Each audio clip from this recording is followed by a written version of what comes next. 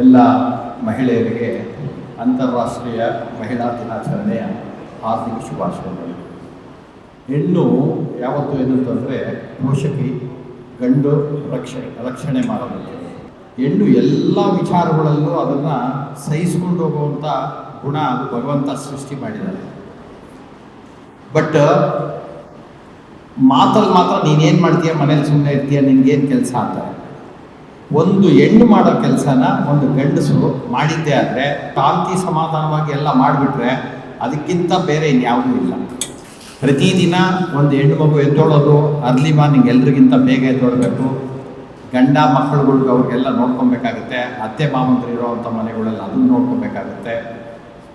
ಮತ್ತು ಉದ್ಯೋಗಸ್ಥ ಮಹಿಳೆಯರು ಅದನ್ನು ನೋಡಬೇಕಾಗುತ್ತೆ. ಪ್ರತಿಯೊಂದು ಮಾಡಿಕೊಂಡು ಎಲ್ಲರ ಯೋಗಕ್ಷೇಮನೂ ನೋಡ್ಕೊಬೇಕಾಗಿರೋದು ಇದು ಭಾಳ ಕಷ್ಟದ ಕೆಲಸ. ಯಾಕೆಂದರೆ ಈಗೀಗ ನಾಗರಿಕತೆ ಅನ್ನೋದು ಬಂದಿದೆ. ಒಂದು ಹೆಣ್ಮಕ್ಳು ಏನಂತಂದರೆ, ಕಲಿತ ಹೆಣ್ಮಕ್ಳಿದ್ರೆ ಒಂದು ಪಾಠಶಾಲೆ ತೆಗೆದಕ್ಕೆ. ಮನೆಯ ಮೊದಲ ಪಾಠಶಾಲೆ ಜನನಿ ತಾನೇ ಮೊದಲ ಗುರು, ಜನನಿಯಿಂದ ಪಾಠ ಕಲಿತ ಜನರು ಧನ್ಯರು ಅಂತ ಹೇಳ್ಬಿಟ್ಟು ನಮ್ಮಲ್ಲೊಂದು ಇದೇ ಇದೆ. ತಾಯಿ ಯಾವ ರೀತಿ ಇರ್ತಾರೋ ಮಕ್ಕಳು ಆ ರೀತಿ ಬೆಳೀತಾರೆ. ಏನಿಲ್ಲ, ನೋಡಿ ಕಲಿ, ಮಾಡಿ ತಳಿ. ನೋಡ್ತಾ ಇರ್ತಾರೆ, ಅದನ್ನು ನೋಡಿಕೊಂಡೇ ಕಲಿತಾ ಇರ್ತಾರೆ.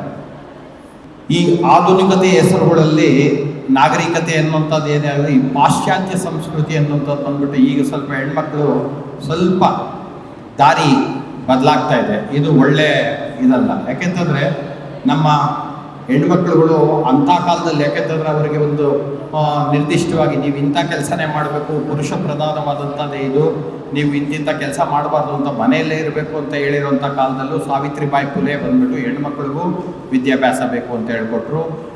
ನಮ್ಮ ಎಲ್ಲ ಕ್ಷೇತ್ರಗಳಲ್ಲೂ ಸಂಗೀತ ಆಗಿರ್ಬೋದು, ಸಾಹಿತ್ಯ ಆಗಿರ್ಬೋದು, ಕ್ರೀಡೆ ಆಗಿರ್ಬೋದು, ರಾಜಕೀಯ ಆಗಿರ್ಬೋದು, ಎಲ್ಲ ಕ್ಷೇತ್ರಗಳಲ್ಲೂ ಇದ್ದಾರೆ. ಎಲ್ಲ ಕ್ಷೇತ್ರಗಳಲ್ಲೂ ಸಾಧನೆ ಮಾಡಿರೋಂಥ ಹೆಣ್ಮಕ್ಳು ನಿಜವಾಗ್ಲೂ ಭಾಳ ಜನ ಇದ್ದಾರೆ.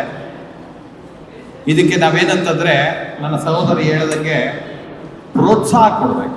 ಅವ್ರಿಗೆ ಇನ್ನೇನು ಅವ್ರಿಗೇನಂತಂದರೆ ಒಂದು ಪ್ರೋತ್ಸಾಹ ಅನ್ನೋದು ಕೊಟ್ಟರೆ ಅಂದರೆ ಅವರು ಲವ್ ಆ್ಯಂಡ್ ಕೇರ್ ಅನ್ನೋಂಥದ್ದು ನಾವು ಮಾಡಿಬಿಟ್ರೆ ಮಿಕ್ಕಿದ್ದು ಅವ್ರು ಮಾಡ್ಕೊಂಡು ಹೋಗ್ತಾರೆ. ಮಿಕ್ಕಿದ್ದು ಇನ್ನೇನು ಮಾಡಬೇಕಾಗಿಲ್ಲ.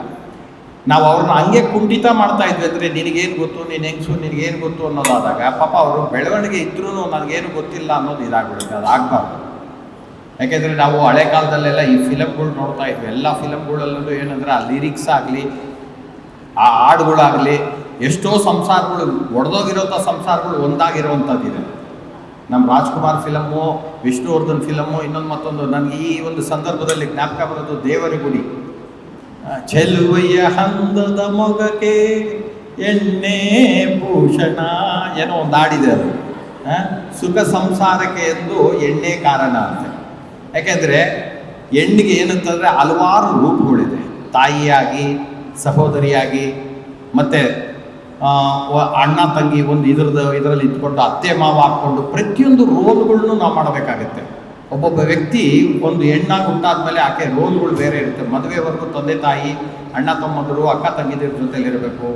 ಗಂಡನ ಮನೆಗೆ ಹೋದಾಗ ಅತ್ತೆ ಮಾವಂದ್ರೂ ಅದೇ ಪ್ರೀತಿ ವಿಶ್ವಾಸದಿಂದ ನೋಡ್ಕೊಬೇಕು. ಇದು ನನ್ನ ಮನೆ ಅನ್ನೋದು ಬೆಳೆಸ್ಕೊಬೇಕು. ಈ ಥರದ್ದೊಂದು ಈ ರೋಲ್ಗಳನ್ನ ಮಾಡೋವಂಥದ್ದು ಇದೆಯಲ್ಲ, ಅದು ತುಂಬ ಕಷ್ಟದ ಕೆಲಸ. ಅಂಥದ್ರಲ್ಲಿ ನಿಜವಾಗ್ಲೂ ಅದನ್ನು ಸಾಧನೆ ಮಾಡಿ ಒಳ್ಳೆ ಹೆಸರು ತೊಗೊಂಡಿದ್ದೆ. ಆದರೆ ನೋಡಿ, ಪ್ರತಿಯೊಂದು ಮನೆಗಳಲ್ಲೂ ಒಂದು ಹೆಣ್ಣಿಂದ ಸಂಸಾರ ಉಳಿಯುತ್ತೆ, ಒಂದು ಹೆಣ್ಣಿಂದ ಸಂಸಾರ ಹಾಳಾಗುತ್ತೆ. ಹಾಗಾಗಿ ಈ ಒಂದು ಅಂತಾರಾಷ್ಟ್ರೀಯ ಮಹಿಳಾ ದಿನಾಚರಣೆ ಈ ಒಂದು ದಿನಕ್ಕೆ ಮಾತ್ರ ಸೀಮಿತ ಆಗಬಾರ್ದು. ಎಲ್ಲ ವಿಚಾರಗಳಲ್ಲೂ ಸ್ವಲ್ಪ ತಾಳ್ಮೆ, ಸಹನೆ, ವಿವೇಕದಿಂದ ಕೆಲಸ ಮಾಡಿ ಒಂದು ಸಂಸಾರನ, ಒಂದು ಸಮಾಜನ ಕಟ್ಟಿ ಅದನ್ನು ಒಂದು ಬೆಳೆಸ್ಕೊಳ್ಳೋಂಥ ಒಂದು ಕೆಲಸ ನಿಮ್ಮಲ್ಲಿದೆ. ನಿಮ್ಮೆಲ್ರಿಗೂ ಒಳ್ಳೆಯದಾಗಲಿ. ಎಲ್ಲರೂ ನಿಮಗೂ ಒಂದು ಪ್ರೋತ್ಸಾಹ ಅಂತ ಕೊಡಲಿ. ಇವತ್ತೇನಂತಂದರೆ ಮಹಾನ್ ದಿಗ್ಗಜರುಗಳು ಕೆಲಸಗಳು ಮಾಡಿದ್ದಾರೆ ಅಂದರೆ ನಿಮಗೆಲ್ಲನೂ ಇವತ್ತೆಲ್ಲ ಪ್ರೋತ್ಸಾಹಗಳು ಸಿಗ್ತಾ ಇದೆ. ಬಟ್ ಅದನ್ನು ಬಳಸ್ಕೊಂಡು ಸಮಾಜ ಒಂದು ಒಳ್ಳೆಯ ಸುಧಾರಣೆ ಮಾಡೋ ಮಟ್ಟಕ್ಕಾಗಲಿ ಅಂತ ಹೇಳಿ ಕೇಳಿಕೊಂಡು ಎಲ್ರಿಗೂ ನಮಸ್ಕಾರ ಹೇಳ್ತೀನಿ.